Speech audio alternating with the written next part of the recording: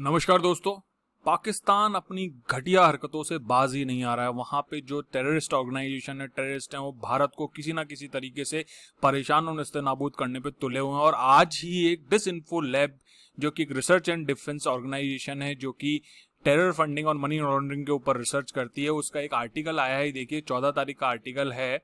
इसमें लिखा है COVID aid scam 2021 using India's goodwill to damage India. ये बहुत ही खतरनाक न्यूज है और इस तरीके की न्यूज मैं चाहता हूं हम सबको पता होनी चाहिए।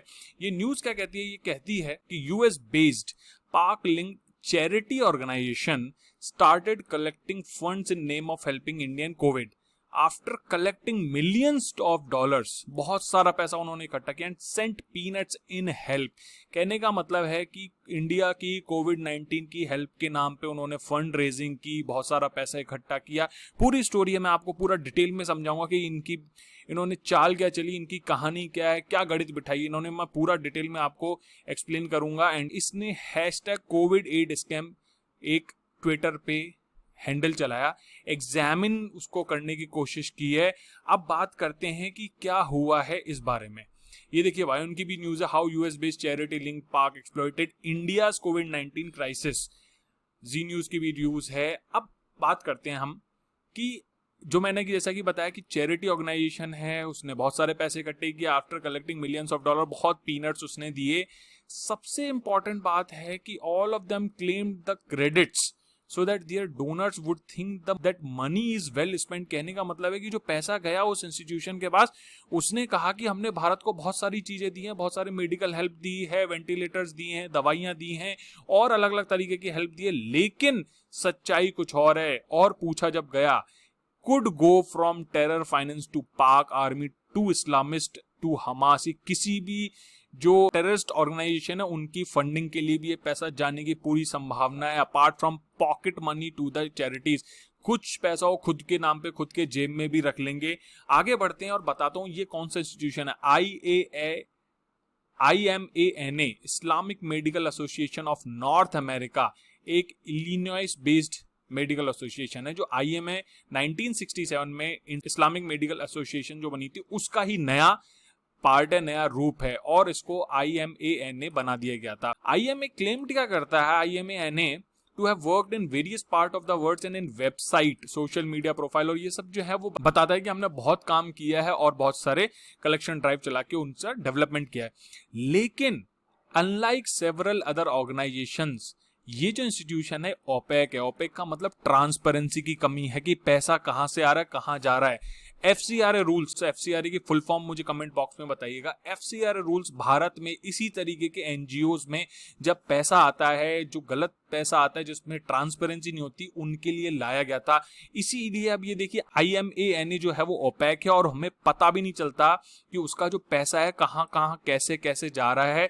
और कुछ चीजें वो ट्रांसपेरेंट नहीं, कुछ चीजें अधिकांशतः वो अपनी चीजों को ट्रांसपेरेंट नहीं रखता। दूसरी बात, जब इनसे पूछा गया, सबसे इंपॉर्टेंट चीज है, जब इनसे पूछा गया कि भैया आपका पैसा कहां कहां जा रहा है, उसको आप ट्रांसपेरेंट रूप से बताइए, तो इन्होंने पूछने वाले को इस्लामोफोबिया का टैग दे दिया। बोले तुम लोग सब गलत समझते हो, सब बुरा समझते हो।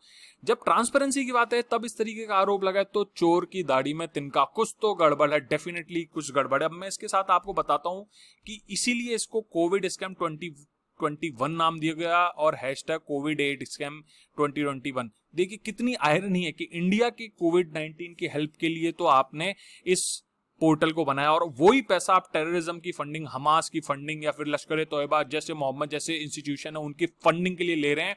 इस चीज का ध्यान रखिए। अब मैं आपको समझाता हूं उनकी गणित क्या है। ये देखिए, इन्होंने सबसे पहले इंडिया USA जैसी इंस्टीट्यूट जो जगह है वहां से पैसा लिया। किसके माध्यम से? Instagram, just giving, crypto, cash, किसी भी तरीके से सब पैसा लिया। गो फंड मी करके इन्होंने टैग लाया। अब उसके बाद इन्होंने IMANA से फंडिंग दी। उसने वो फंडिंग 4 डायरेक्शन में भेजी। पहला डायरेक्शन है सैयद फाउंडेशन। सैयद फाउंडेशन ने अभी देखिए 120 ऑक्सीजन कंसंट्रेटर एंड 15 वेंटिलेटर पहुंचे हैं, jointly claimed by IMANA, Syed foundation and एज मेनन। ये 3 इंस्टीट्यूशन ने मिला के इतना किया, और जबकि इन्होंने इकट्ठा किया मिलियंस ऑफ डॉलर। यहां ये देखिए कि नो FCRA भी इन्होंने नहीं फॉलो किया है। इसके साथ लॉन्च गुड है, HHRD, ICN, ये सब मिलके ये सब इस तरीके की फंडिंग कर रहे हैं। और बाकी पैसा कहां जा रहा है इनका, ये देखिए ISNA जो कि फंडिंग करता है हमास को, और हमास है बैंड। इसके साथ साथ IMANA ने फंडिंग की अल खिदमत फाउंडेशन पाकिस्तान की। वहां से पैसा कहां जाता है, जमात इस्लामी जो सपोर्ट करता है सैयद सलाहुद्दीन हिजबुल मुजाहिदीन का एक जो टेररिस्ट है वो, उसके साथ साथ ये जमात इस्लामी को हाफिज सईद भी जो है वो फंडिंग करता है। तो ये देखिए पूरी इनकी कहानी मेरे ख्याल से आपको समझ में आ गई किस तरीके से उन्होंने फंडिंग की है। आगे देखते हैं कि हुआ कब ये। 26 अप्रैल को यूएस प्रेसिडेंट बाइडेन ने इंडिया की गुडविल को मानते हुए कहा कि आज इंडिया को सेकेंड वेव में हमारी जरूरत है। तो उसके साथ उन्होंने कहा कि हम अब इंडिया की हेल्प के लिए आगे आएंगे।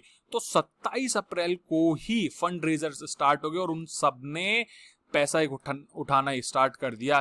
तो ये था, ये देखिए हैशटैग स्टैंड विद इंडिया, मतलब कितनी आयरनी है, इंडिया के नाम पे इंडिया की सुरक्षा करने के लिए, इंडिया की हेल्प करने के लिए ही उन्होंने पैसा लिया और इंडिया को बर्बाद करने में वो पैसा लगाया। तो हमें ध्यान रखना होगा, इस तरीके का फंड रेजिंग से बचना होगा कि गलत तरीके से पैसा हमारे देश के बुरा करने में ना जाए। जय हिंद, जय भारत।